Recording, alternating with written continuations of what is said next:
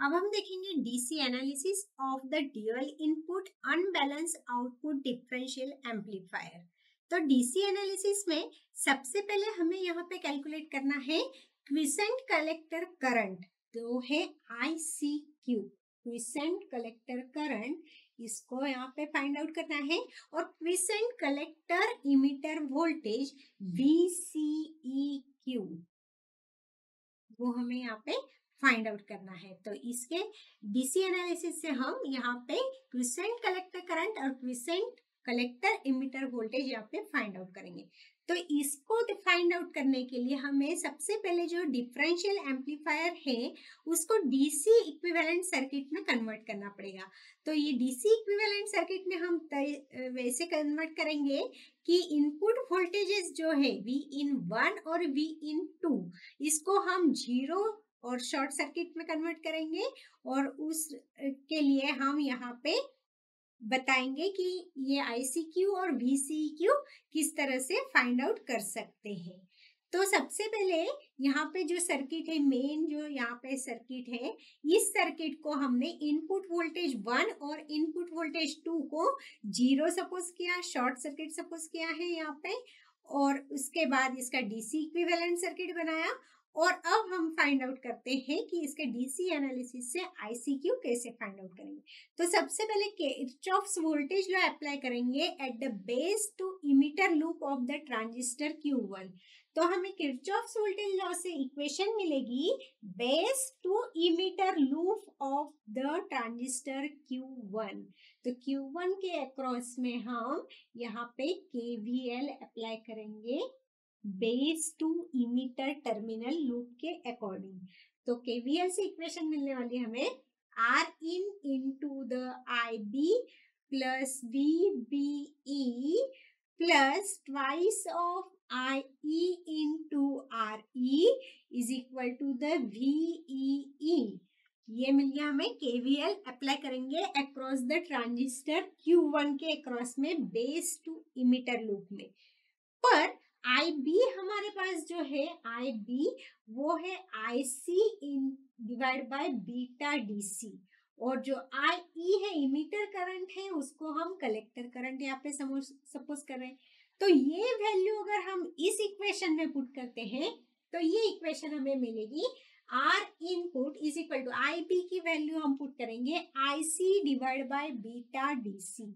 तो इसको पुट कर दिया IC divide by beta DC plus VBE base to emitter voltage plus twice IE into RE। तो IE की वैल्यू हम IC पुट करेंगे, तो twice of RC into RE is equal to the VEE। तो यहाँ पे IC हम common ले लेंगे और इक्वेशन को अगेन सिंप्लीफाई करेंगे। तो इक्वेशन मिल जाएगी therefore IE is equal to IC is equal to this VEE minus this VBE divide by IC। यहाँ पे हमने दोनों से कॉमन निकाल के उसको बाहर किया तो हमें मिल जाएगा twice of RE plus this input resistance RIN divide by beta DC। अब यहाँ पे जो बेस टू इमिटर वोल्टेज है फॉर द सिलिकॉन ट्रांजिस्टर वो रहता है 0.7 वोल्ट और फॉर द जर्मेनियम वो रहता है 0.3 वोल्ट।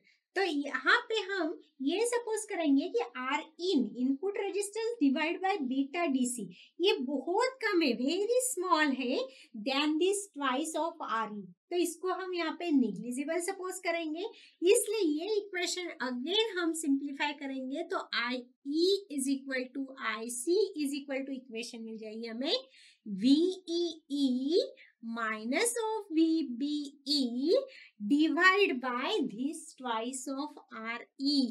क्योंकि यहाँ पे हमने ये input resistance divide by beta DC को यहाँ पे बहुत स्मॉल सपोज किया है। क्यों? क्योंकि बीटा DC की यहाँ पे जो वैल्यू है वो बहुत ज्यादा हाई है, इसलिए इसका जो रेशो है input resistance to the beta DC इसकी वैल्यू बहुत स्मॉल है, और ये जो स्मॉल है इसके लिए वो हमने यहाँ पे निग्लिजिबल सपोज की है। तो यहाँ पे हम ये देख रहे हैं इस इक्वेशन से कि इमीटर जो करंट है और द कलेक्टर जो करंट है of the transistor Q1 and Q2 are the independent of the collector resistance RC।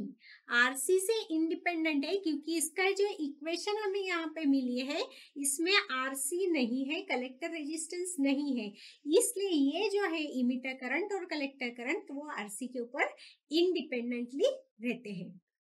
अब अगर हम ये सपोज करें कि emitter voltage of Q1 is approximately equal to the minus of VE है, तो voltage drop across the input resistance जो रहेगा वो निग्लिजिबल रहेगा, इसलिए हम collector voltage VC find out करेंगे VCC minus IC into RC से।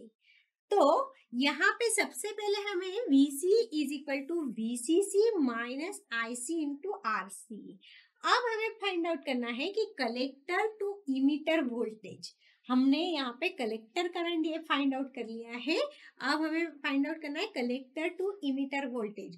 तो इसके लिए VCE होगा हमारे पास, collector to emitter voltage VC minus VE, और VE को हम यहाँ पे सपोज करने वाले हैं माइनस ऑफ VBE। तो ये वैल्यू हम इस इक्वेशन में पुट करेंगे VC की और VE की, तो VCE हमें मिल जाएगा VCE collector to emitter voltage is equal to VC की वैल्यू है हमारे पास VCC minus IC into RC minus this VE, तो माइनस VE की वैल्यू है माइनस ऑफ VBE। अब इस इक्वेशन को सिंप्लीफाई करेंगे तो इक्वेशन मिल जाएगी VCC minus IC into RC minus minus plus हो जाएगा, तो प्लस मिलेगा VBE। अब इस इक्वेशन को अगर रीअरेंज करते हैं तो फाइनली हमें कलेक्टर टू इमीटर वोल्टेज की यहाँ पे वैल्यू मिल जाएगी।